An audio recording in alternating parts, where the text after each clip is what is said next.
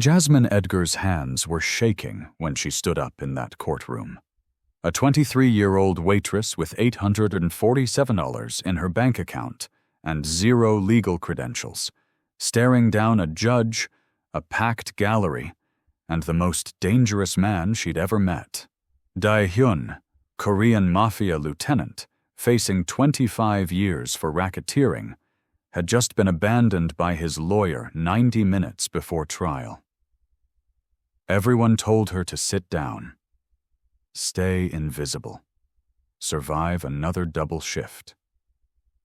But she saw something in his eyes that reminded her of her father's trial, the moment when no one stood up and her family lost everything. So she said 3 words that would either save them both or destroy her. "I'll defend him."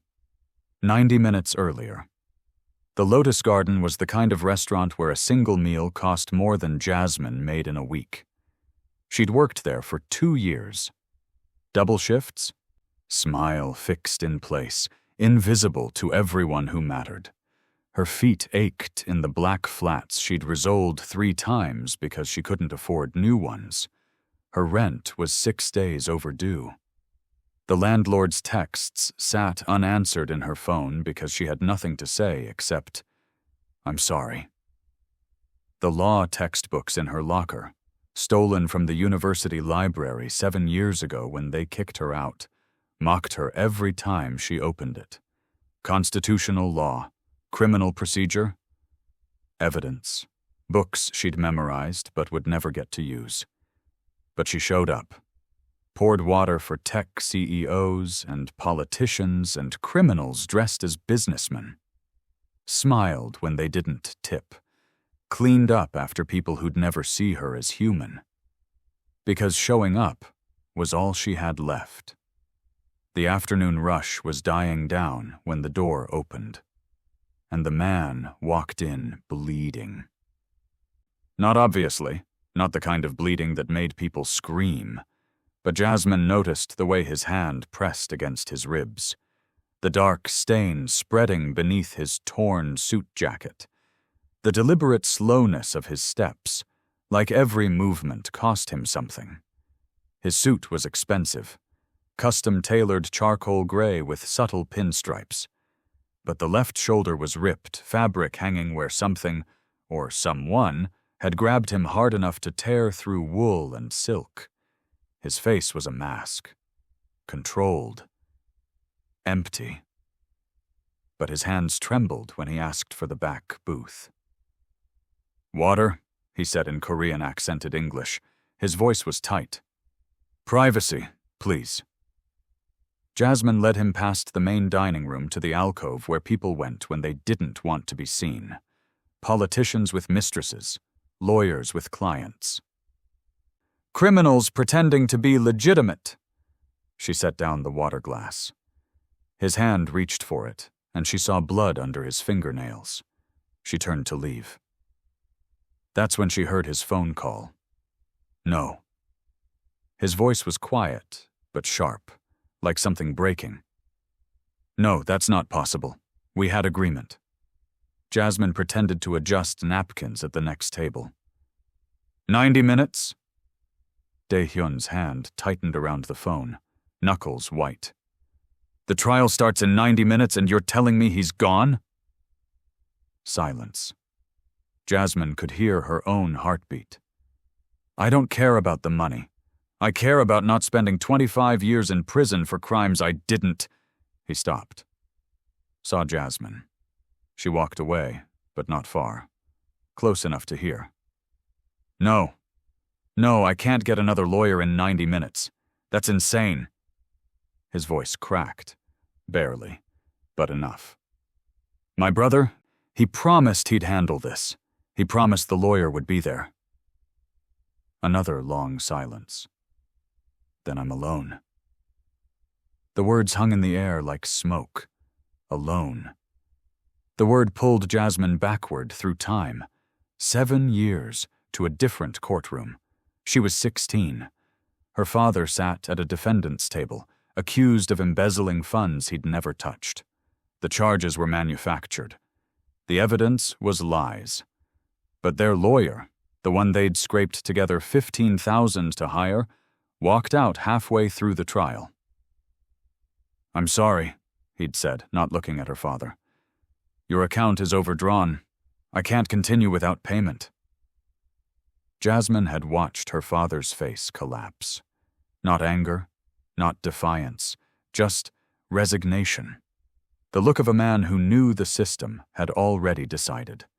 No one stood up. No one fought. The jury convicted him in 40 minutes. Her father died in prison 3 years later. Not from violence, from giving up.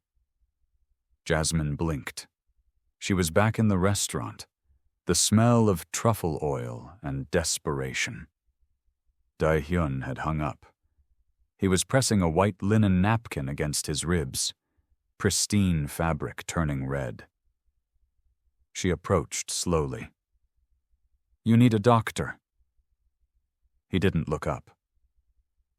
"I need a lawyer. You're bleeding through a $3,000 suit." His eyes met hers, dark, exhausted, calculating. "How do you know it's 3,000? "Because I serve people who buy them every day." She set down the restaurant's first aid kit. "What happened?" "Someone wanted to make sure I remembered my place." "Which is?" "Apparently not at the top anymore." He opened the kit with shaking hands. "Trial in 75 minutes. "For what?" "Racketeering, money laundering, conspiracy." He said it flatly, like reciting a shopping list. 25 years if convicted." Jasmine's throat tightened. "Did you do it?" He looked at her. Really looked. "Does it matter?" "Yes." Something shifted in his expression. Surprise, maybe. "No, I didn't. But someone wants everyone to believe I did." "Your brother?" His jaw tightened. "My brother promised he'd protect me. He said the lawyer was the best. He said I'd be safe." His voice dropped to almost a whisper. He lied. Jasmine stood there holding an empty water pitcher, watching a stranger bleed into napkins because someone he trusted had abandoned him. It felt like looking in a mirror. "Why are you alone?" she asked. "Someone like you, someone with money, with power, why are you sitting in a restaurant bleeding an hour before trial? Where's your protection?" Dae-hyun's face hardened. The vulnerability vanished, replaced by something cold and sharp. "Good question." He stood, pressed a $50 bill on the table, and walked toward the door. He moved like someone who knew they were being hunted, but refused to run. Jasmine watched him leave. And then, against every instinct screaming at her to stay out of other people's wars, she grabbed her jacket and followed him. Someone wanted him bleeding. Someone wanted him defenseless. And in 90 minutes, someone wanted him in prison for life. The courthouse smelled like old wood, leather-bound law books, and fear. Jasmine had been here before. 7 years ago, sitting in a gallery watching her father's world collapse, she'd sworn she'd never come back. Now she slipped through the heavy oak doors like a ghost returning to haunt her own past. The courtroom was a perfect square of judgment. Judge Callahan's bench dominated the front, elevated like an altar of justice that hadn't been just in a very long time. To his left, the prosecution table, polished mahogany, organized files, confidence radiating like heat. To his right, the defendant's table. Dae-hyun sat alone. The chair beside him, where his lawyer should have been, was empty. That absence screamed louder than any accusation. The gallery was packed, media in the front rows, cameras forbidden but pencils ready to draw blood. Behind them, men in expensive suits with expressionless faces. Dae-hyun's world, she assumed. legitimate business associates keeping their distance from the scandal. And in the back corner, left side, 3 men who didn't belong. Too still, too watchful, eyes like wolves tracking wounded prey. Their suits were expensive but wrong, tailored for concealment, not style. Min Jun's men. She was sure of it. Jasmine sat gallery right, 4th row, far from the action, invisible, the way she'd been her whole life. The bailiff's voice cut through the murmurs. "All rise. The Honorable Judge Marcus Callahan presiding." Everyone stood. The judge entered, 60-something, white hair, reputation for impatience and zero tolerance for games. He scanned the courtroom. His frown deepened when he saw the empty chair. "Where is Mr. Park's legal representation?" Silence. The prosecutor stood. Sharp-faced woman in navy suit, smile like a knife. "Your Honor, it appears Mr. Park's attorney has withdrawn from the case. Given the severity of the charges and the trial start time, I move for summary judgment based on the evidence already entered into." "That's not how this works, Counselor." Judge Callahan's voice could cut glass. "Mr. Park, where is your attorney?" Dae-hyun stood slowly. His voice was steady, but Jasmine could see the white-knuckle grip on the table edge. "I don't know, Your Honor. He was supposed to be here." Murmurs rippled through the gallery like electricity. The 3 men in the back corner leaned forward, predators sensing blood. Judge Callahan sighed. "I'm going to give you 30 minutes to contact your attorney or arrange alternative representation. If you cannot, he won't be able to, Your Honor." The prosecutor's voice was silk wrapped around steel. "His attorney accepted a substantial payment this morning to withdraw. Mr. Park is alone because he's been abandoned, even by the people he pays." Quiet laughter from the prosecution side of the room. Cruel. Satisfied. Jasmine's vision narrowed. She saw her father's face. The empty chair beside him. The resignation in his eyes when he realized no one would fight. She saw Dae-hyun's trembling hands, the blood on the napkin, the mask cracking to reveal terror underneath. She saw herself at 16, sitting in a gallery just like this one, watching justice fail because no one would stand up. Her body moved before her mind caught up. She stood. Every head turned. The courtroom went silent. "I'll defend him." The courtroom exploded. "Who is that? Is she even a lawyer?" "Security, get her out of—" Judge Callahan's gavel came down 3 times like gunshots. "Order! Order in this court!" He pointed at Jasmine. "Sit down, miss, or I'll hold you in contempt." Jasmine's legs felt like water. Her heart hammered against her ribs. But she didn't sit. "Your Honor, my name is Jasmine Edgar. I'm pre-law. I studied constitutional law, criminal procedure, and evidence before—" She stopped, took a breath. "Before circumstances forced me to leave law school. But Mr. Park has a constitutional right to representation under the 6th Amendment. If he can't afford an attorney and his hired attorney has abandoned him, then I'm offering to stand in as counsel." The prosecutor shot to her feet. "This is absurd, Your Honor. She's not a licensed attorney. She has no standing to—" "She has standing if I allow it." Judge Callahan studied Jasmine with the intensity of a man who'd seen every con, every game, every desperate ploy. "Miss Edgar, do you understand what you're volunteering for?" "Yes, Your Honor." "Do you understand that this is a federal racketeering case with 25 years of prison time at stake?" "Yes, Your Honor." "Do you understand that you will be held to the same standards as any licensed attorney in this courtroom? And if you fail, you could face sanctions, contempt charges, and possibly criminal liability for incompetence?" Jasmine's voice didn't shake. "Yes, Your Honor." Dae-hyun turned in his chair. His face was unreadable. Shock, maybe, or suspicion, or something close to hope. His eyes searched hers like he was looking for the trap, the angle, the reason. Judge Callahan was silent for 10 long seconds. The courtroom held its breath. Against my better judgment, and because the alternative is a clear violation of Mr. Park's constitutional rights, I'm going to allow this. Miss Edgar, you have 30 minutes to confer with your client. Use them wisely, and understand that if you waste this court's time, I will make sure you regret it for the rest of your legal career. Whatever's left of it. The gavel came down. Security stepped aside, and Jasmine walked through the gate that separated the gallery from the defendant's table, feeling the weight of every eye in the room. The prosecutor's gaze burned into her back. The media was already typing.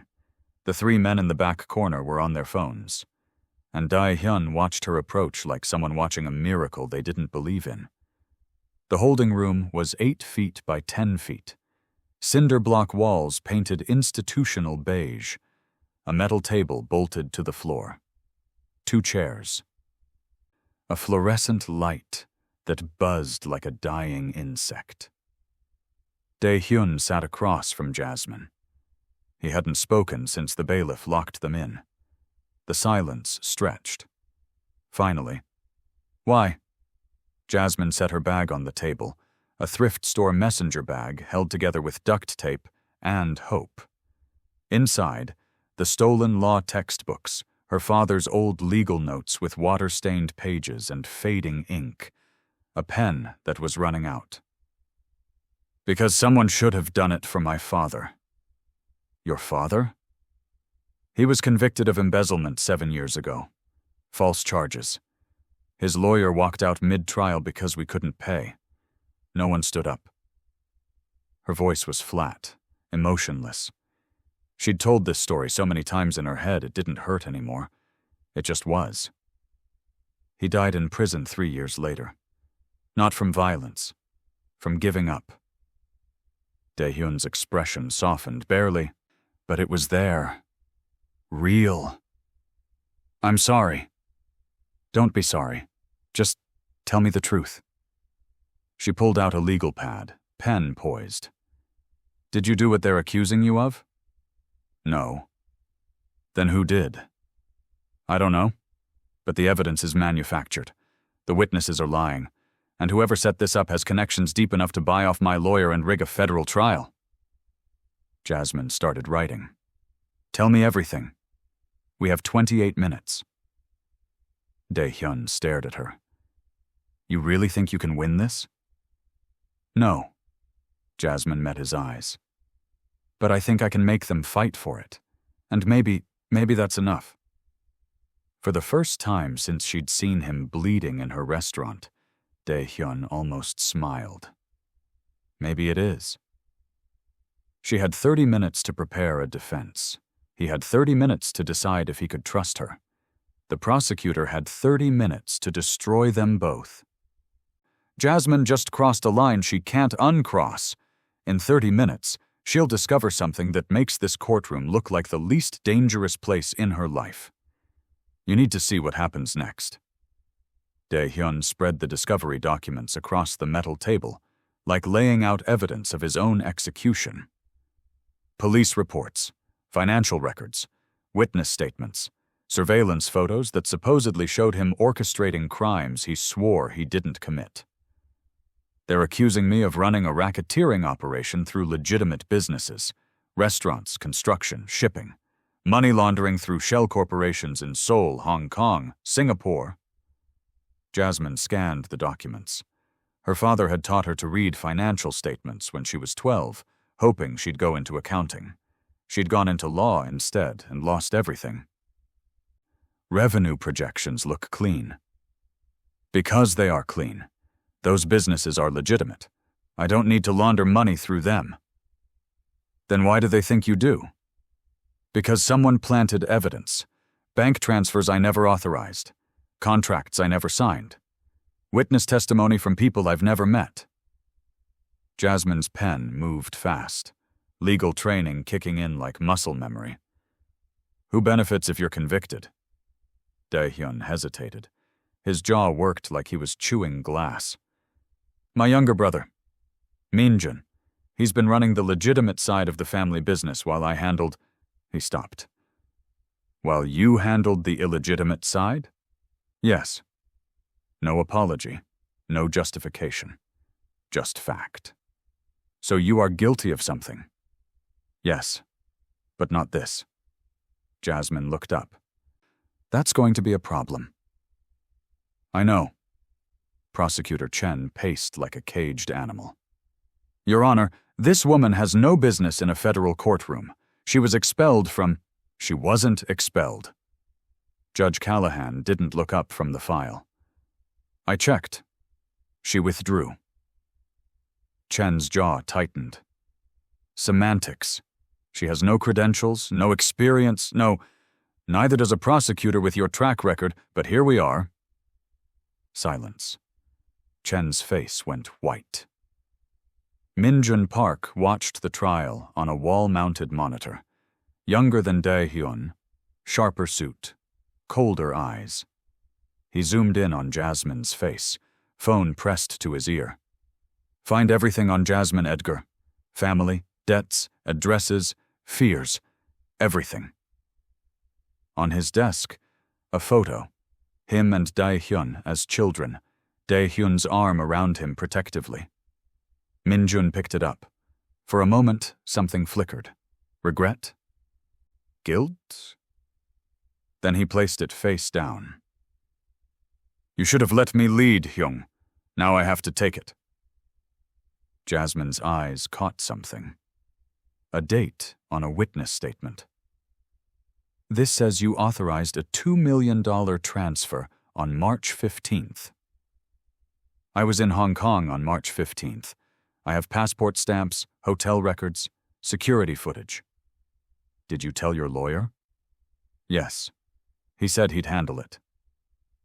Jasmine flipped through more pages. Another inconsistency. Then another. The signatures on the contracts didn't match Dae-hyun's signature on his driver's license. She held them up to the fluorescent light, comparing the loops and pressure points.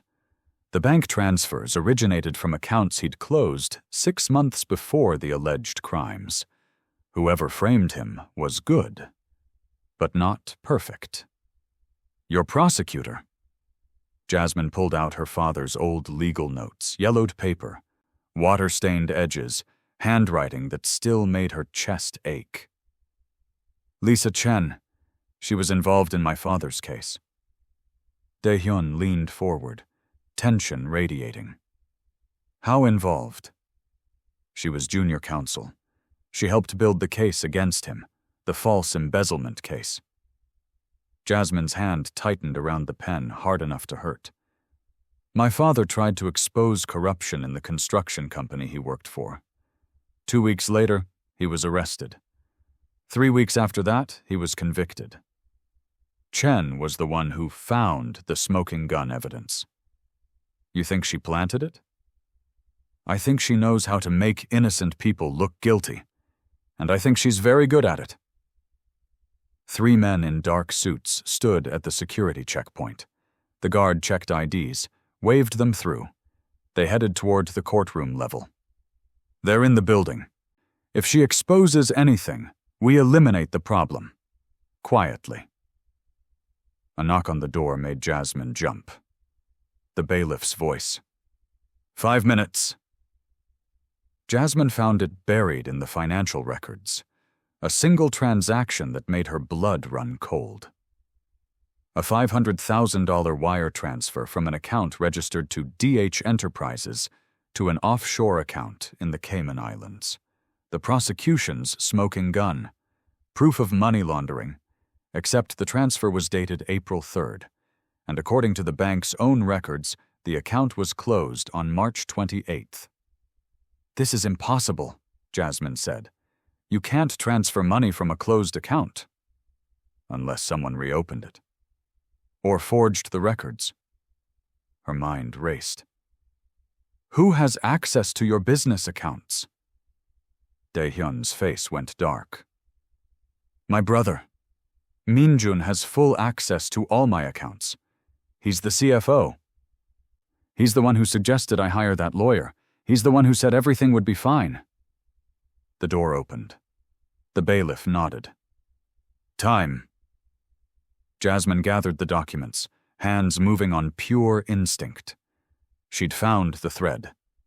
Now she had to pull it without everything unraveling, including herself. Dae-hyun stood. Before they walked back into the courtroom, he said quietly, You're not just a waitress. Jasmine looked at him. And you're not just a criminal. But we're both about to be judged like we are. She had the thread. Now she had to pull it without the whole case and her life unraveling. The courtroom felt smaller when Jasmine walked back in. The air was thicker. The eyes weren't just watching anymore. They were dissecting, judging, waiting for her to fail so they could say they knew all along. Prosecutor Chen stood at her table, perfectly composed. She smiled at Jasmine. Not with warmth, with the certainty of a predator that knows the prey is already wounded. Judge Callahan nodded. Miss Edgar, you may cross-examine the prosecution's witness. The financial expert, Dr. Raymond Walsh, Georgetown professor, expert witness in 43 federal cases, $15,000 per day testimony rate, sat in the witness box looking bored. He'd already testified for 90 minutes, walking the jury through a money trail that supposedly proved Dae-hyun's guilt with mathematical certainty. Jasmine approached with her father's notes clutched in one hand, trying to project confidence she didn't feel. Dr. Walsh, you testified that the defendant authorized a $500,000 wire transfer on April 3rd from account number 47829361. Is that correct? Yes. His tone suggested he was answering a child's question. And this account belonged to DH Enterprises, a company owned by the defendant? Correct.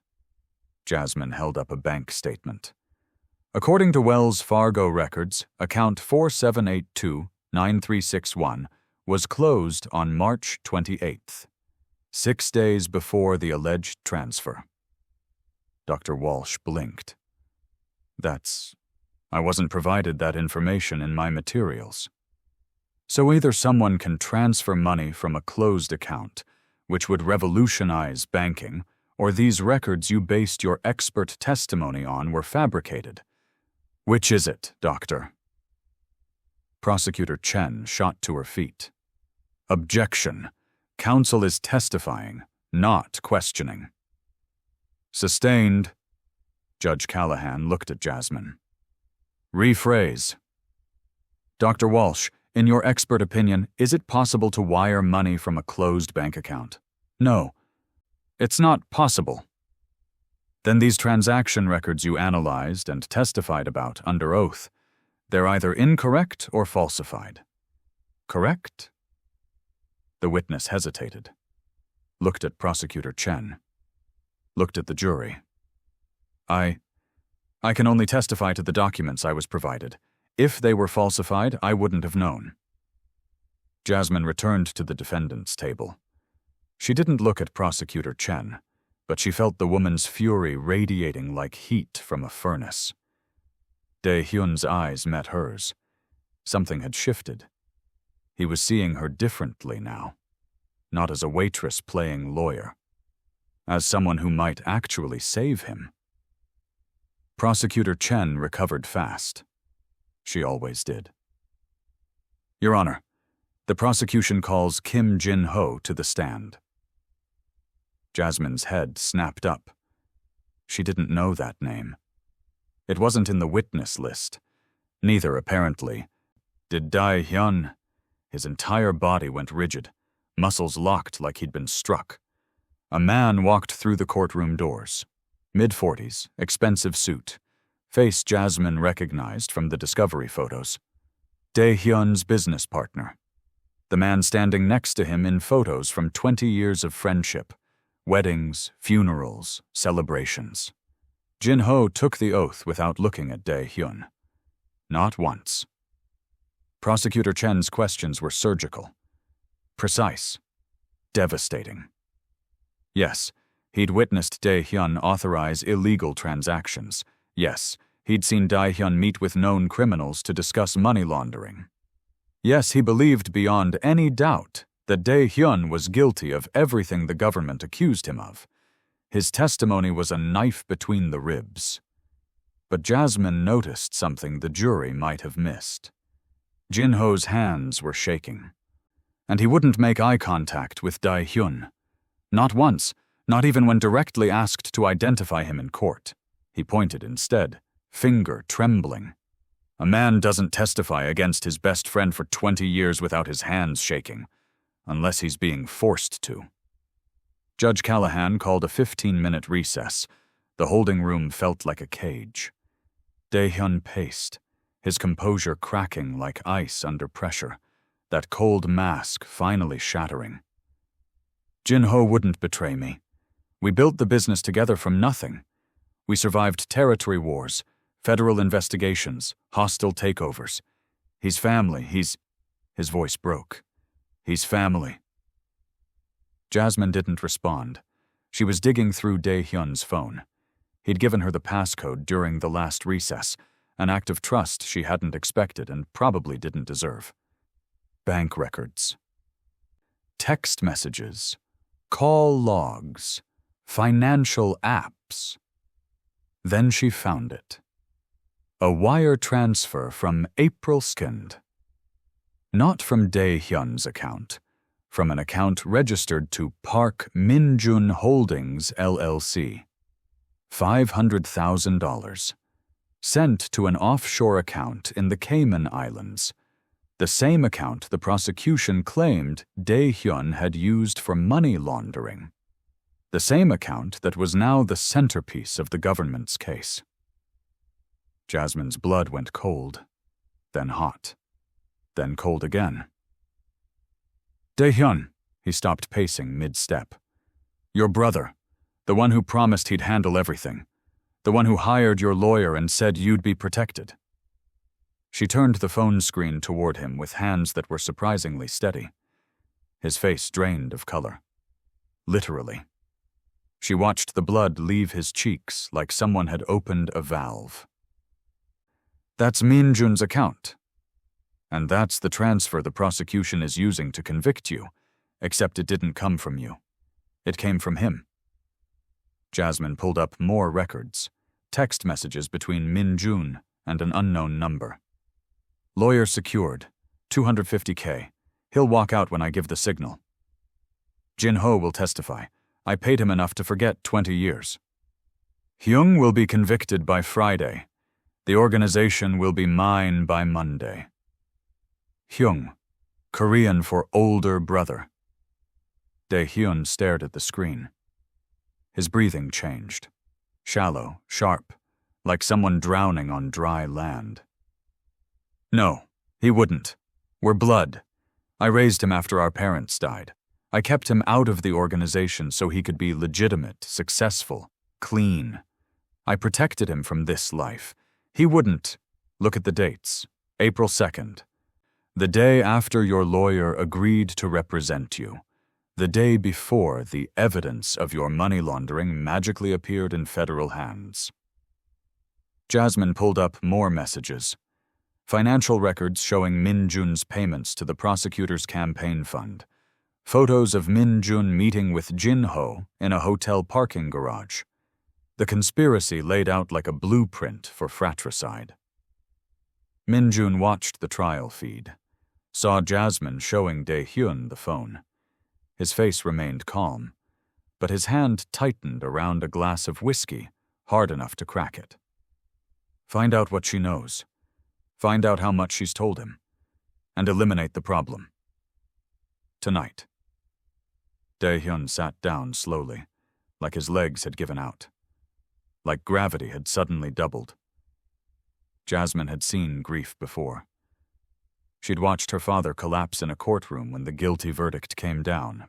She'd held her mother's hand at a funeral, while a prison official explained that her husband had died of natural causes, which meant despair, which meant the system had killed him as surely as any weapon.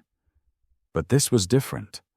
This was betrayal at the molecular level, the kind that didn't just break you, it unmade you. Erased the foundation you'd built your identity on. He's the only family I had left. Dae-hyun's voice was barely audible, hoarse. Our parents died when I was 17, and he was 12. I raised him, put him through business school at Cornell, kept him away from the organization so he could have a legitimate life, be successful, be clean, so he wouldn't end up like me. And he used that access to destroy you. For what? Money? Power? The organization? He laughed, but it sounded like breaking glass. I was going to give it to him anyway. In 5 years when I retired, he just had to wait. He just had to... His voice cracked completely. He didn't want to wait. And he probably wanted you out of the way completely. Not retired. Eliminated. Dae-hyun looked at her. His eyes were red-rimmed. Wet. You sound like you understand. I understand what it's like when the people who are supposed to protect you decide you're not worth saving. When family becomes the knife in your back instead of the shield at your front. The bailiff knocked. 2 minutes. Jasmine gathered the phone, the records, the evidence that would blow the case apart and possibly get them both killed. I'm going to expose this. All of it. Your brother, the prosecutor, Jin-ho, the frame-up. Everything. Dae-hyun grabbed her wrist. Not hard, but urgent. Desperate. He'll come after you. Min-jun doesn't leave loose ends. I'm already a loose end. I was a loose end the moment I stood up in that courtroom. She met his eyes. I'm not stopping now. He held her gaze. Why are you really doing this? And don't say it's about your father. This is more than that now. Jasmine pulled her wrist free gently. Because 7 years ago, I watched my father lose everything because people with power decided he didn't matter. I was 16. I couldn't fight back. I couldn't save him. Her voice hardened into steel. I'm not 16 anymore. The courtroom was silent when they returned. Expectant. Hungry. Prosecutor Chen was conferring with her team, confident the surprise witness had sealed the case. Already preparing her closing argument. Already celebrating. The 3 men in the back corner, Min-jun's men, Jasmine now realized with chilling clarity, watched with predatory patience, waiting for the verdict, waiting to report back. Judge Callahan looked tired, older than he had 2 hours ago. Miss Edgar, do you have any redirect for the witness? No, Your Honor, but I have new evidence that directly contradicts the prosecution's entire case. Chen's head snapped up. Objection! Counsel can't introduce evidence without proper... I'm not introducing evidence, Your Honor. I'm impeaching the credibility of the prosecution's entire theory of the case, and I'm exposing a conspiracy to commit fraud upon this court. Judge Callahan gestured. Approach the bench, both of you. At the bench, Jasmine handed him Dae-hyun's phone with the wire transfer records pulled up. She handed him screenshots of the text messages. She handed him proof that the $500,000 came from Min-jun, not Dae-hyun, that the lawyer was paid to abandon his client, that Jin-ho was bribed to commit perjury. Prosecutor Chen's face went from confident to confused to white as fresh paper. Judge Callahan was silent for a long moment, reading, scrolling, processing. This is highly irregular, Miss Edgar. This is exculpatory evidence that was deliberately hidden from the defense, Your Honor, The defendant's own brother framed him, paid off his lawyer to abandon him 90 minutes before trial, bribed witnesses to commit perjury, and manufactured false evidence to secure a wrongful conviction. This isn't a trial. It's a coup disguised as justice. Chen found her voice, but it was shaky. These records could be fabricated. We'd need time to authenticate.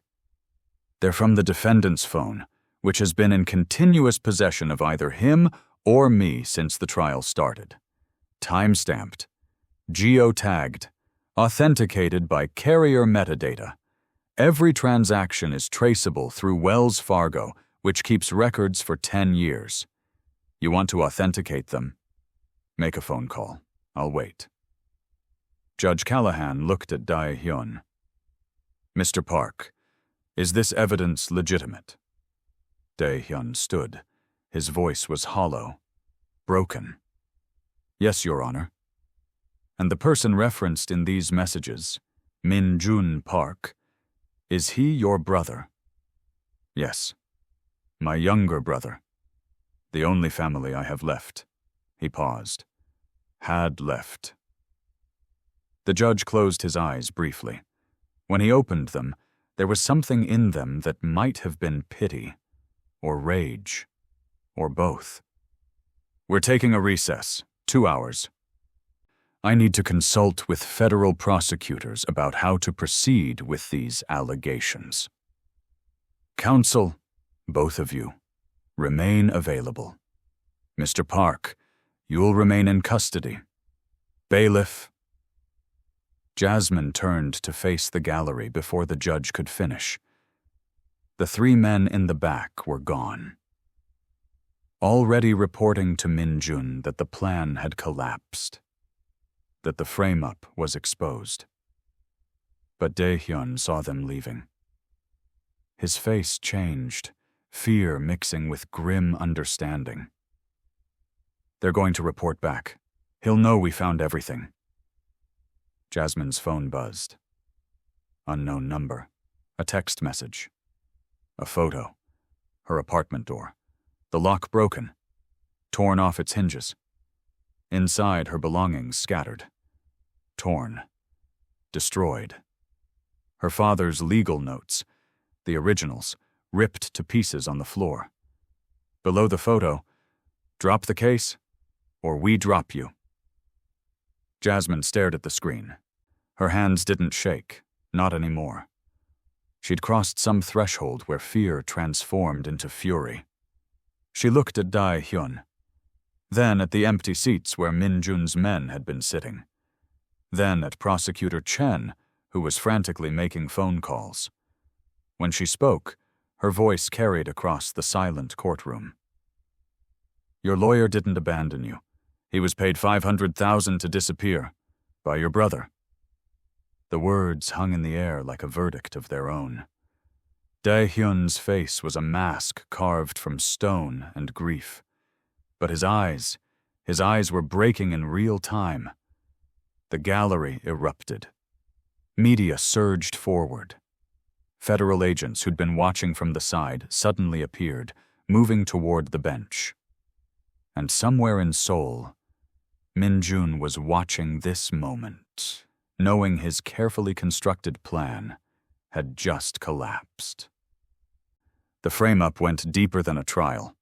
It was a hostile takeover, and Jasmine just became the only witness who could prove it. His own brother. $500,000, and Jasmine just became a target. What she finds in the next 10 minutes will make you question everything you thought you knew about justice. The courthouse library was empty, except for dust and shadows and legal precedents that hadn't saved anyone in decades. Jasmine had 2 hours before court reconvened. Judge Callahan wanted time to verify the evidence and consult with federal prosecutors about Min-jun's conspiracy. She sat at a computer terminal with her old laptop beside her, cross-referencing everything, building the case, finding every thread. Dae-hyun sat across from her, silent. He hadn't spoken since learning about his brother's betrayal. His face was empty in that way that meant every emotion was happening inside, too big and too sharp to let out. She recognized that expression.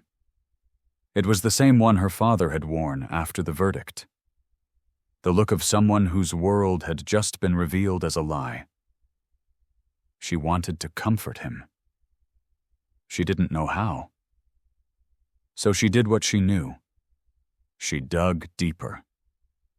Court records, sealed case files she accessed through her old law school login, miraculously still active because the university's IT department was as incompetent as its administration. Cross-references between Dae-hyun's name and federal investigations spanning a decade, and then she found it. United States versus Park Dae-hyun.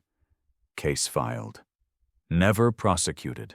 Sealed by court order 3 years ago. Her stomach dropped through the floor. She clicked through the file with hands that had started shaking again. Evidence reports, witness statements, financial records, charges, conspiracy to commit murder of a federal witness. The witness's name was Marcus Webb, DEA informant, scheduled to testify about drug trafficking operations, shot execution style in his apartment 2 days before trial. The case against Dae-hyun was strong. Phone records showing calls to known hitmen, bank transfers, $200,000 in 3 installments. Eyewitness testimony from an associate who'd arranged the hit and then flipped for immunity. But then the case disappeared. Charges dropped. Records sealed. No explanation in the file. Just a notation. Dismissed pursuant to agreement with U.S. Attorney's Office. Records sealed pursuant to 18 U.S.C. Sector 3771. Victims' Rights Statute. Usually used to protect victims' families from publicity, but Marcus Webb had no family, no one to protect, so why seal it? Jasmine stared at the screen, blood draining from her face as the implications crashed over her like waves. She could prove Dae-hyun was innocent of these charges, the racketeering, the money laundering, the conspiracy his brother had manufactured. But he was guilty of that one. Murder, witness intimidation, obstruction of justice, crimes that carried life in prison, crimes the government had somehow buried. She closed the laptop. Fast, like it had burned her. Dae-hyun looked up from whatever dark place his mind had gone. What is it? Something I need to think about. Jasmine, I need to think. Her voice had an edge sharp enough to cut, not fear. Something colder. Something that scared her more than Minjun's threats, or the destroyed apartment, or the possibility of being killed for exposing the truth. The fear that she was about to become exactly what she hated about the system. She excused herself, locked herself in the courthouse bathroom, stood over the sink gripping the porcelain hard enough to hurt, staring at her reflection in the water-spotted mirror. Her father's voice echoed. Justice isn't about winning, Jasmine. It's about the truth. Even when the truth costs you everything. But what if the truth destroyed the person you were trying to save? What if the truth made you complicit in freeing a murderer? What if justice and truth weren't the same thing at all? Her phone buzzed. Another threatening photo. Her apartment. The destruction. Drop the case or we drop you. She looked at her reflection again.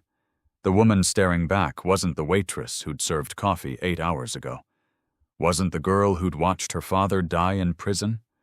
Wasn't anyone she recognized. She didn't know who this woman was yet. But she was about to find out.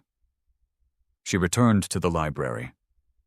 Dae-hyun was waiting, tension radiating from him like heat. Tell me what you found.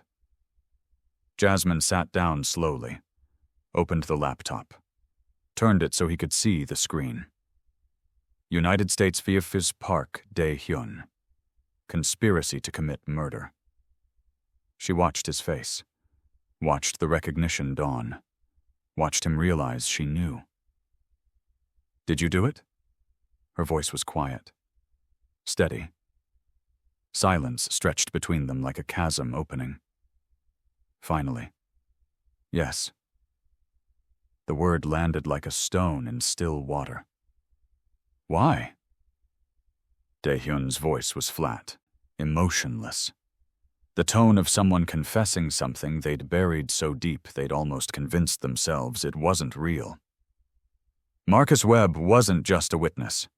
He was a dealer who sold contaminated heroin, fentanyl-laced, killed 6 teenagers in 2 months because he was cutting his product with poison to maximize profit. Jasmine said nothing, just listened. "One of them was my sister's daughter, my niece. She was 17, honor student, full scholarship to UCLA, perfect SAT scores, perfect future." His voice cracked. "She tried heroin once at a party because her boyfriend said it was safe, recreational. Everyone was doing it." His hands clenched into fists on the table. "She died in the hospital 3 hours later. Seizures. Brain hemorrhage. My sister watched her daughter die screaming. She tried to kill herself twice after that. She's in a psychiatric facility now. She doesn't recognize me anymore. Doesn't recognize anyone. Her mind broke." "So you killed the man who sold it to her?" "I tried to go through the system first, filed complaints with the DEA, talked to federal prosecutors. They said Webb was too valuable as an informant against the cartels. They gave him immunity, protected him, let him keep dealing while they built their case against bigger fish. And you decided to be judge, jury, and executioner." Dae-hyun met her eyes. "I decided that if the law wouldn't give my niece justice, I would." Jasmine sat back, processing, the moral weight crushing her chest like a physical force. Her laptop screen flickered, then went black. "What?" The lights in the library dimmed for a second, then returned to normal. Her screen rebooted. But when it came back up, the sealed case file was gone, not just closed, deleted, wiped from the browser history, the cached files, everything. A message appeared in a command prompt window she hadn't opened. "Someone is watching. Someone knows what you found. Be careful, Miss Edgar." Then the message deleted itself, line by line, like it was never there. Jasmine's blood went ice cold. She looked up at the security camera in the corner of the library. The red recording light was on, blinking. Someone had access to the courthouse systems. Someone was monitoring them in real time. Someone knew exactly what evidence she'd found and was making sure she couldn't prove it. "We need to leave," Jasmine said, closing the laptop. "Now." Justice isn't about guilty or innocent. It's about which crimes you're willing to expose and which ones you bury to protect the person in front of you. When court reconvened, the atmosphere had changed. Sharper, more dangerous. Prosecutor Chen looked rattled, face pale, hands not quite steady as she organized her notes. Judge Callahan had spent an hour grilling her about the evidence Jasmine had presented. Federal investigators were now officially looking into Min Jun's offshore accounts and the payments to the lawyer and Jin Ho. But Chen was a survivor. She hadn't built a career on ethics. She'd built it on winning. And she came out swinging. "Your Honor, the defense would have you believe this is all an elaborate frame-up orchestrated by the defendant's brother, but the fundamental evidence remains unchanged. Mr. Park is the head of a criminal organization. He has the means, motive, and opportunity to commit these crimes. The fact that his brother may have also participated, or even orchestrated certain elements, doesn't exonerate him. At best, it suggests both brothers are guilty. Judge Callahan nodded slowly. Miss Edgar, you'll have the opportunity to present your defense.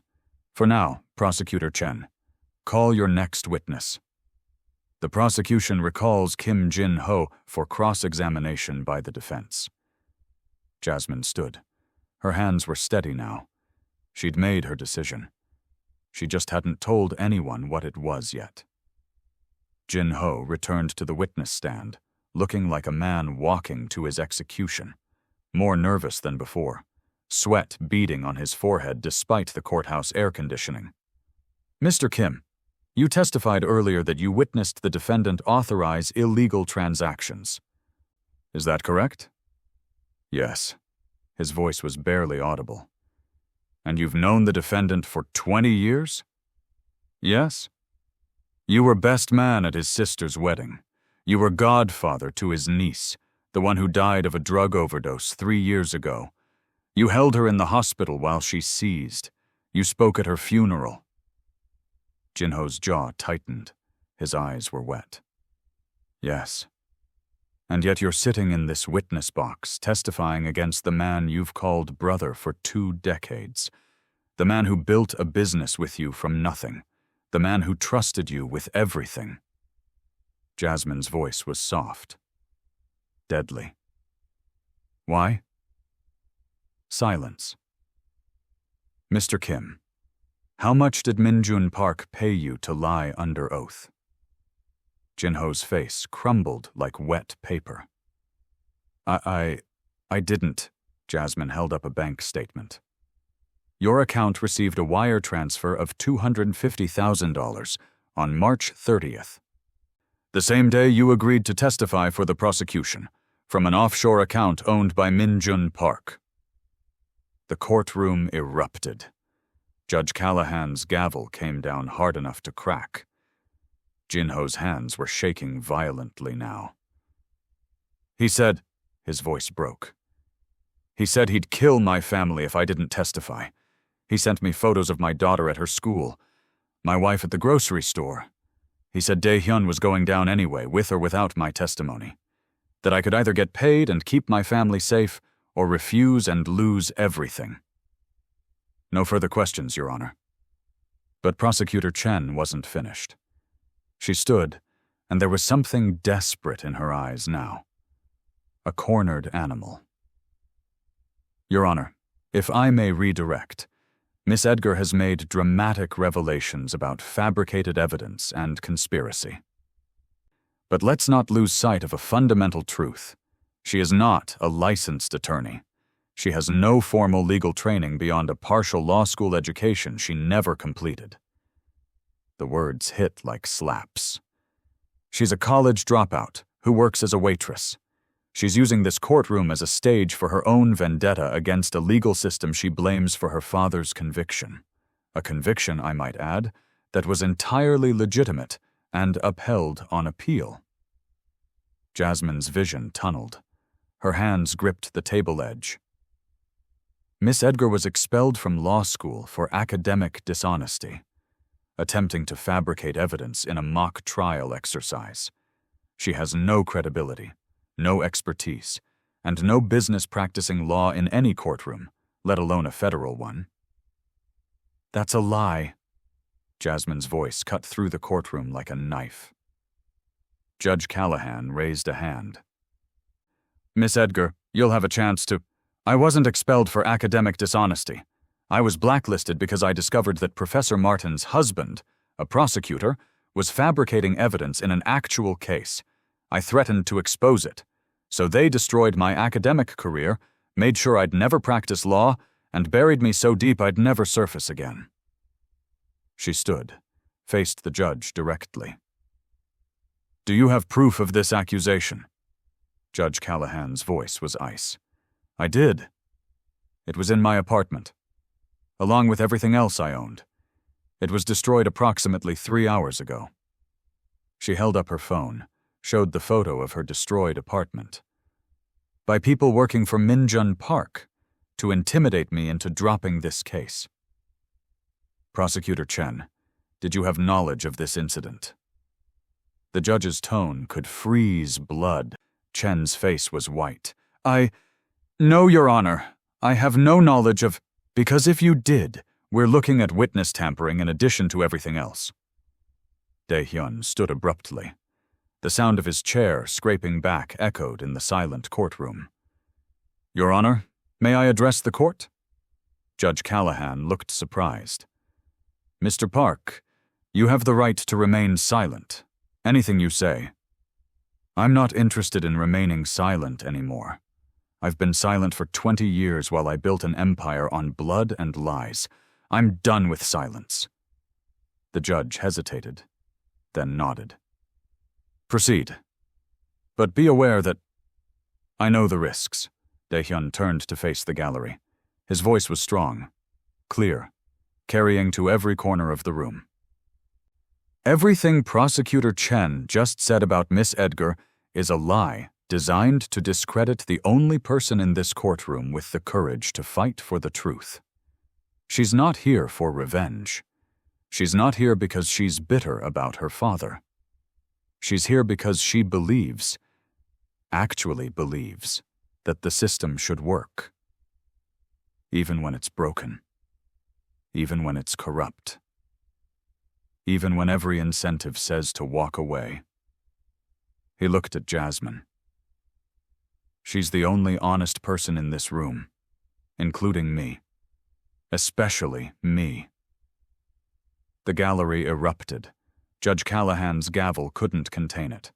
Media was shouting questions. Chen looked like she wanted to disappear through the floor. And in that moment, something shifted. The narrative changed. Jasmine wasn't the desperate waitress playing lawyer anymore. She was David standing against Goliath. And everyone loves an underdog. The recess was controlled chaos. Media swarmed outside the courthouse. Federal agents took Jin-ho into custody for perjury and witness tampering. Prosecutor Chen was in emergency meetings with her supervisors. Jasmine's phone buzzed. Again. Unknown number. Another photo. This time it wasn't her apartment. It was her. Walking into the courthouse this morning. Professional surveillance photo. High resolution. Crosshairs superimposed over her face. Below. Last warning. Drop the case or we drop you. Her hands didn't shake, but her heartbeat spiked hard enough to make her dizzy. Dae-hyun saw her face. What is it? She showed him. His expression went dark. Dangerous. The criminal underneath the businessman showing through. Min-jun. Your brother wants me dead? My brother wants anyone who can expose him dead. And you just became the star witness in a federal conspiracy case. He pulled out his own phone, made a call, spoke rapid Korean. When he hung up, I've called in protection. People loyal to me, not him. Former organization members who owe me their lives. They'll watch you, keep you safe. I don't need— You do. Because if Min-jun can't intimidate you, he'll eliminate you. He's already made that decision. His voice was hard. And I'm not letting that happen. Jasmine stared at him. Why do you care? Because you stood up when no one else would. Because you're fighting for me even though I don't deserve it. Because— He stopped, struggled with words. Because I know what it's like to lose everything to people who are supposed to protect you. And I won't let it happen to you. Back in the courtroom, Jasmine made her final move. Your Honor, I'd like to call a witness. Judge Callahan looked surprised. Exhausted. The defense has a witness? Yes, I call Prosecutor Lisa Chen to the stand. Gasps rippled through the courtroom like electricity. Chen's face went from white to gray. This is highly irregular. I'm the prosecutor in this case. I can't be a witness. Your Honor, Prosecutor Chen has a direct and disqualifying conflict of interest in this case. Jasmine's voice was steady, confident. 7 years ago, She was junior counsel on a case involving my father, a case where evidence was fabricated to secure a wrongful conviction. The same senior prosecutor supervising that case is now a federal judge. The same tactics used then are being used now. There's a pattern of misconduct spanning multiple cases and multiple jurisdictions. She held up her father's notes. Copies she'd made before her apartment was destroyed, stored in cloud backup Min Jun's people hadn't found.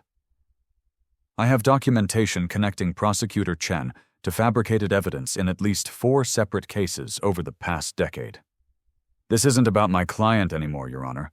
This is about systemic corruption, and it stops here. Judge Callahan was silent for a long moment. The courtroom held its breath. Prosecutor Chen, approach the bench. Miss Edgar, bring your documentation. At the sidebar, Chen's voice was a desperate hiss. She has no proof. These are the accusations of a disgraced law student with an axe to grind. Jasmine handed the judge her father's notes. Bank records showing payments from convicted defendants to Chen's campaign funds, years before she ran for any office, money laundered through 3 shell companies. Emails she'd retrieved from her old laptop showing Chen coordinating with the senior prosecutor to fabricate witness testimony. Phone records, meeting logs, a decade of corruption documented in water-stained notebooks and backed up to servers Min Jun couldn't reach. Judge Callahan's face went from skeptical to disgusted to horrified in 30 seconds. Prosecutor Chen, I'm recusing you from this case effective immediately. I'm also referring this matter to the State Bar, the Federal Bar, and the Department of Justice for investigation. You're to have no further contact with this case, these witnesses, or Miss Edgar. Bailiff, please escort her out. Chen's career ended in that moment. You could see it in her face, the recognition that everything she'd built was collapsing. That every case she'd ever won would now be reviewed. That her name would become synonymous with corruption. She walked out of the courtroom like a ghost, escorted by federal marshals who would make sure she didn't destroy evidence on her way out. The courtroom was silent, stunned, and Jasmine stood at the defendant's table, having just exposed the prosecutor, proven her client was framed, and painted a target on her own back that would never come off. She'd connected the conspiracy. She'd exposed the corruption. Now she had one choice left, and it would define who she was. The courtroom was in meltdown. Complete institutional breakdown. Prosecutor Chen's recusal left the case without leadership. The new prosecutor assigned from the federal office, a young, ambitious woman who'd been pulled from a securities fraud case, stood at Chen's former table speed-reading files, clearly overwhelmed. Judge Callahan called for a 2-hour recess, while the new prosecutor got up to speed and federal investigators secured Chen's office to preserve evidence. But those 2 hours felt like standing on the edge of a cliff in an earthquake, knowing the ground was about to give way and taking you with it. Jasmine and Dai Hyun sat in the holding room again. The same metal table, the same buzzing fluorescent light. But everything had changed. The air felt thinner, the walls closer, the stakes impossibly high. You found something else? Dai Hyun's voice was quiet. Not a question, an observation from someone who'd learned to read people's faces for survival. Jasmine looked at her hands, at the printed pages she'd managed to save before the computer was wiped, at the evidence of a murder Dai Hyun had committed 3 years ago. Yes. The Marcus Webb case. She looked up, surprised. You knew I'd find it? I knew that if you dug deep enough, you'd find everything. That's who you are. You don't stop halfway. You dig until you hit bedrock, even if it destroys you.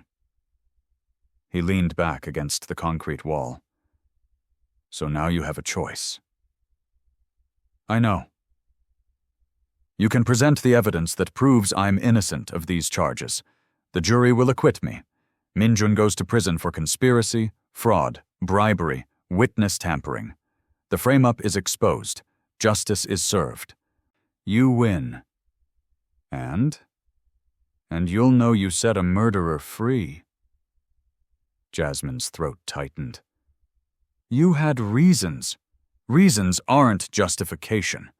My niece deserved justice, but so did Marcus Webb's family. His voice was flat, factual. He was a piece of garbage who killed kids with contaminated drugs for profit, but he was still a human being with human rights. And I still took his life outside the law. The system failed you. They protected him. So I became worse than the system. Dae-hyun's eyes were clear now, resigned, accepting. You want to know the real difference between me and your father? Your father was innocent of everything. I'm not. I'm guilty of worse than what they're accusing me of here. Just different crimes. Silence stretched between them, like a gulf neither could cross. What do you want me to do? Jasmine asked finally.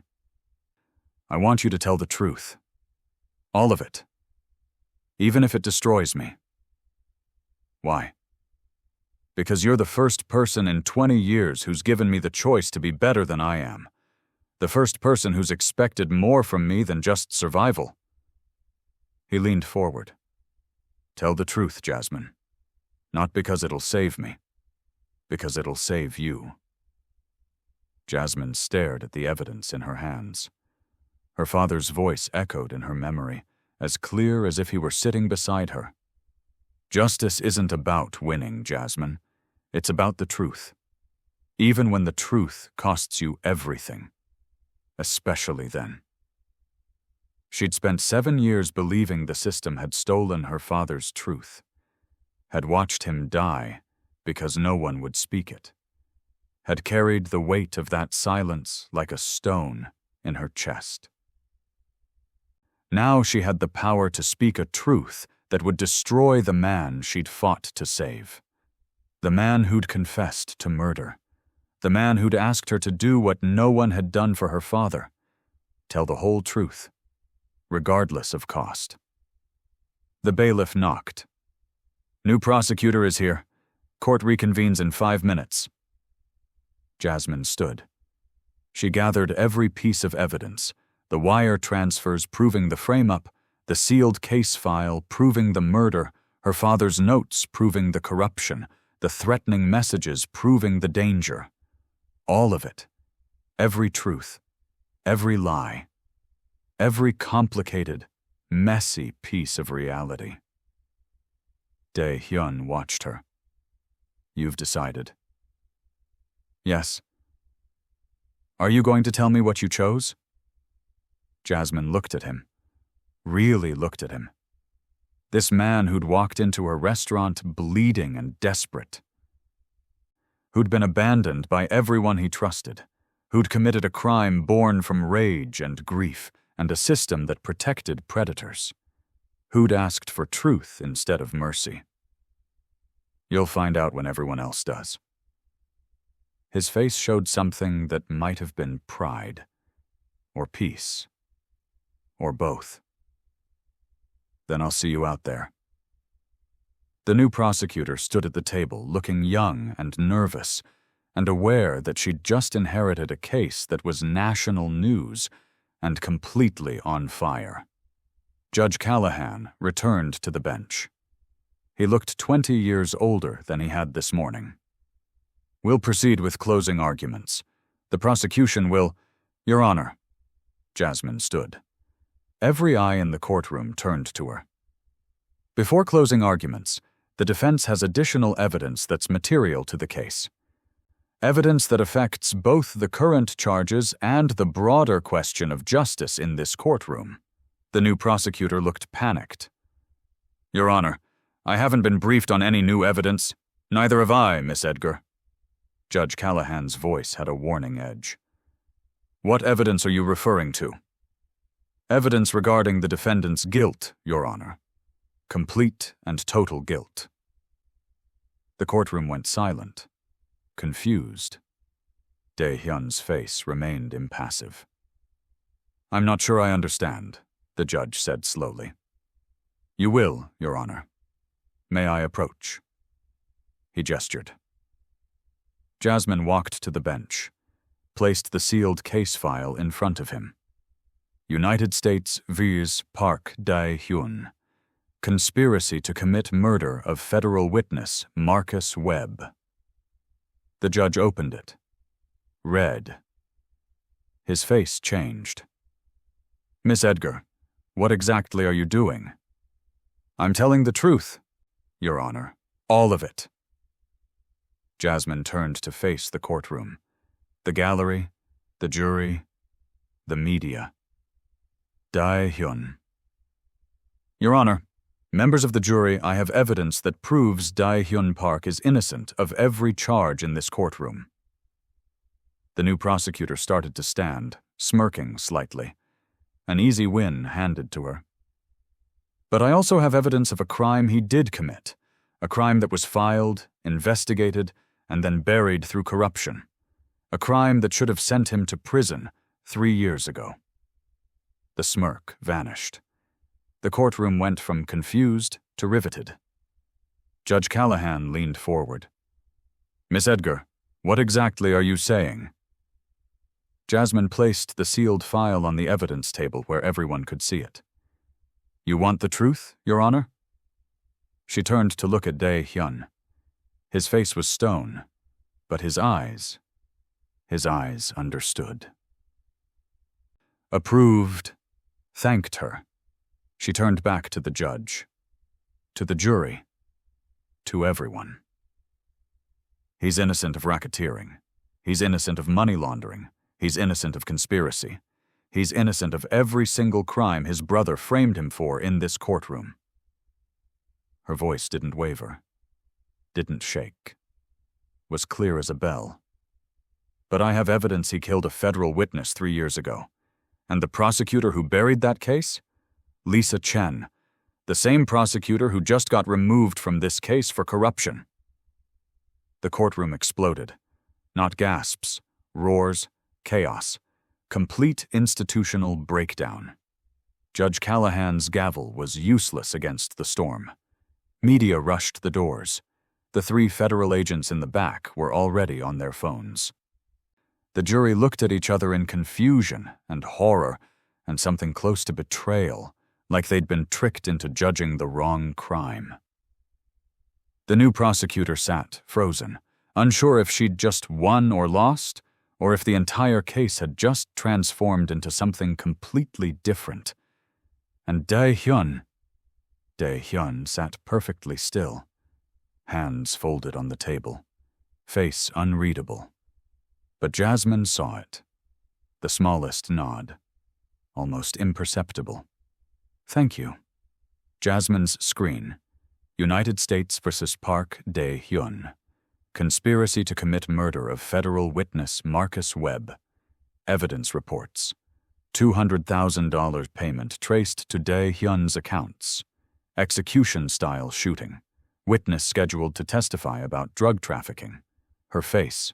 Horror, then recognition, then the weight of impossible choice.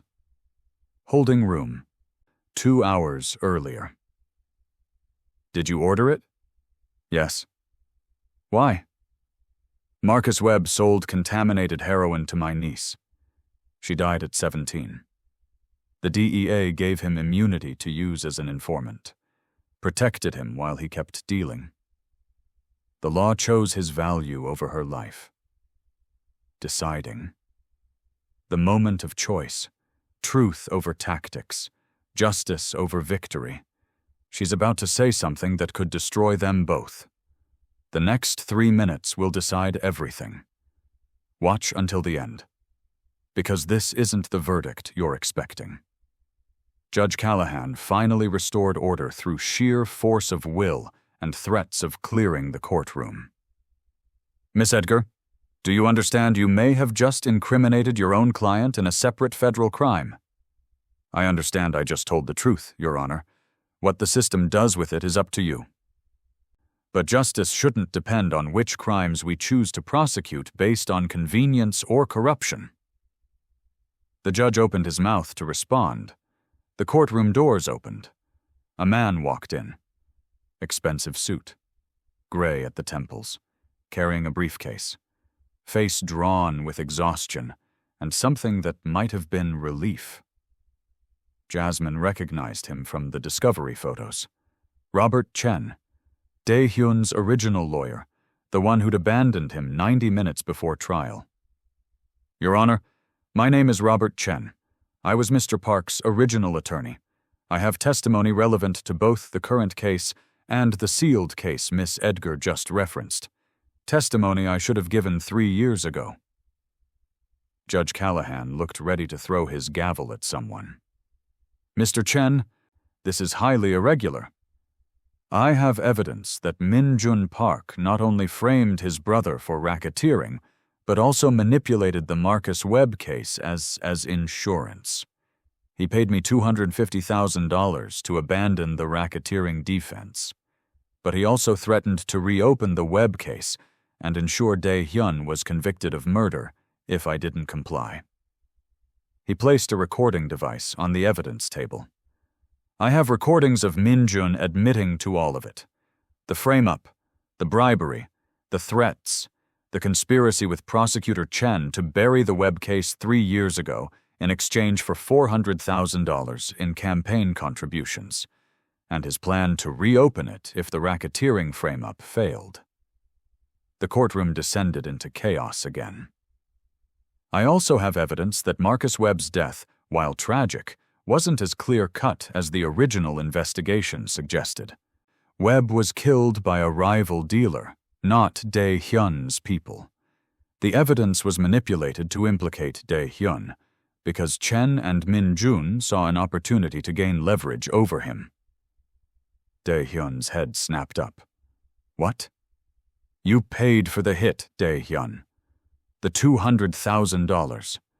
But the hit never happened. Webb was killed by someone else 2 days later. A turf war. Min-jun found out, saw an opportunity, and fabricated evidence to make it look like your hit went through. Then he convinced you to let him bury the case to protect you. He's been holding it over you ever since. The silence was absolute. She'd chosen truth over victory.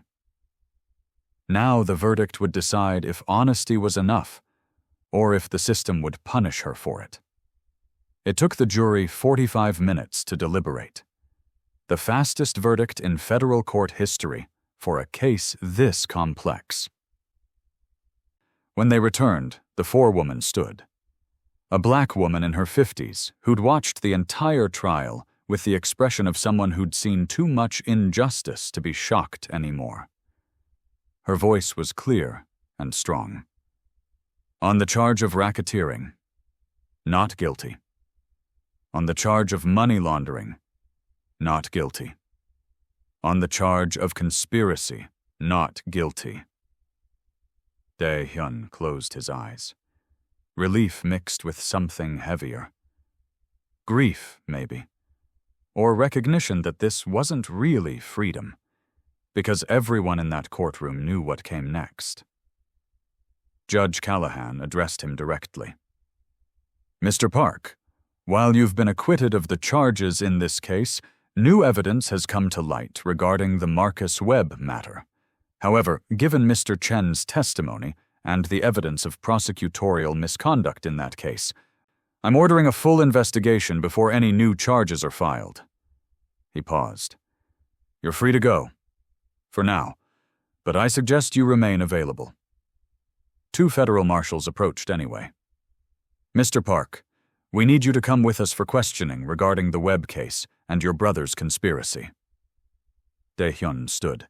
He looked at Jasmine. Thank you. For what? I almost sent you to prison for murder. For telling the truth. For giving me the chance to face what I actually did, instead of dying for something I didn't. He paused as the marshals took his arms. For being the first honest thing in my life in 20 years. They led him away. Not in handcuffs, not arrested. But not free, either. Outside the courthouse, the media was a feeding frenzy. Camera lights, shouted questions, microphones thrust like weapons. Jasmine pushed through without answering, her public defender instincts kicking in. Never talk to press without a lawyer. Federal agents were already arresting Min Jun. She saw it on someone's phone screen. Live footage from Seoul. He was being led out of his office building in handcuffs, his face a mask of rage and disbelief. The hostile takeover had failed. The emperor had no empire. The conspiracy had unraveled completely. Chen's career was over. Jin Ho was facing perjury charges. Robert Chen had turned state's witness to save himself from disbarment and prison. And Min Jun would spend the next 20 years in a federal prison for conspiracy, fraud, bribery, and witness tampering. Justice. Messy. Complicated. Real. Not the clean version from TV shows. Jasmine's phone rang. Unknown number. She almost didn't answer after all the threats, but something made her pick up. Miss Edgar? A woman's voice. Professional. Warm. Familiar, somehow. This is Judge Rodriguez from the Ninth Circuit Court of Appeals. I've been following your case closely. Your Honor? Jasmine stopped walking, let the crowd flow around her. You exposed systemic corruption at great personal risk. You demonstrated exceptional legal reasoning under impossible circumstances, and you chose truth over victory, which is rarer in this profession than it should be. A pause. Those are qualities we desperately need in the legal profession. I'm blacklisted from every law school in the state, Your Honor. Not anymore. I'm personally sponsoring your readmission to the state bar program. Full scholarship, housing stipend, and I'm assigning you to clerk for me after you pass the bar. You start in the fall. Jasmine's throat tightened. I don't understand. Why would you— Because 30 years ago, I was a black woman trying to practice law in a system that didn't want me. Someone gave me a chance. Now I'm giving you one. Judge Rodriguez's voice softened. Don't waste it. And don't let anyone tell you you don't belong. The line went dead. Jasmine stood on the courthouse steps, stunned, while the world moved around her like a river around a stone. 3 weeks later. The federal detention center smelled like industrial cleaner and broken promises. Jasmine sat across from Dae-hyun, separated by bulletproof glass and phone receivers that made everything sound distant and hollow. He looked different, not weaker, clearer, like someone who'd finally stopped running from himself. They offered me a deal, he said. 10 years for conspiracy related to the Webb case, not for the murder since Chen fabricated that evidence, but for attempting to arrange it. Eligible for parole in 7. Are you taking it? Yes. It's more mercy than I deserve. I still paid money to have a man killed. Even if it didn't happen the way I thought, the intent was there. Jasmine nodded slowly. Your organization? Dissolved. I signed everything over to a legitimate management company. They're converting the businesses to full legal operation. Min Jun will spend the next 20 years in federal prison. The Park family's criminal empire is gone. How do you feel about that? Dae-hyun smiled. A real smile, not the cold mask he'd worn in court. Free. For the first time in my adult life, I'm actually free. Even in here. They sat in silence for a moment. Two people who'd saved each other in different ways. You destroyed me to save me, he said finally. Jasmine leaned forward. I saved your soul, not your freedom. There's a difference. Yeah, there is. He paused. What about you? What happens now? I go back to school. I clerk for a Ninth Circuit judge. I become a lawyer. I fight for people who can't fight for themselves. Just like you fought for me. No. Better than I fought for you. Because next time, I'll actually know what I'm doing. Outside the detention center, the afternoon sun felt different than it had 3 weeks ago. Warmer, maybe. Or maybe she was just less cold inside. Jasmine stood in the parking lot, alone with her thoughts. She pulled out her phone, scrolled to her father's contact. She'd never deleted it. Never could bring herself to erase that last connection. She typed a message she'd never send. I stood up, Dad. I didn't win clean. But I stood up. I told the truth even when it cost me everything. Even when it meant destroying the person I was trying to save. And I think that's what you wanted me to learn. That truth matters more than victory. That justice is messy and complicated, and sometimes there are no good options. Just honest ones. Her thumb hovered over the delete button. 7 years of habit. Then she pressed send instead. Message failed. Number disconnected. But somehow, it felt like it went somewhere. Like he'd heard it wherever he was. Jasmine took a breath. Her first full breath in 3 weeks. She had a law school acceptance letter in her bag. She had $10,200 in her bank account. Legal fees Judge Rodriguez had arranged from a victim's justice fund. She had a clerkship waiting after graduation. She also had enemies. Minjun's organization was dismantled, but people still loyal to him existed.